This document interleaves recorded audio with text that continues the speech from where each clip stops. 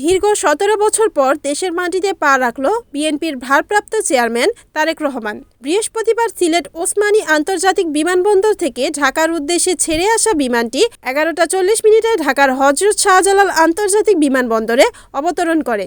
এর আগে এদিন সকাল ৯টা ৫৭ মিনিটে বিজি ২০২ ফ্লাইটটি সিলেট ওসমানী আন্তর্জাতিক বিমানবন্দরে অবতরণ করে। তার কিছুক্ষণ আগেই তারেক রহমান তার ভেরিফাইড ফেসবুক পেজে দেওয়া স্ট্যাটাসে লিখেন, দীর্ঘ ৬,৩১৪ দিন পর বাংলাদেশের আকাশে ১৭ বছরের নির্বাসিত জীবন কাটিয়ে বাংলাদেশে ফিরছেন তারেক রহমান। স্থানীয় সময় গতকাল বুধবার সন্ধ্যা ৬টা ১৫ মিনিটে তারেক রহমান ও তার স্ত্রী কন্যাকে বহনকারী বিমান বাংলাদেশ এয়ারলাইন্সের ফ্লাইটটি ঢাকার উদ্দেশ্যে লন্ডনের হিথ্রো বিমানবন্দর ত্যাগ করে।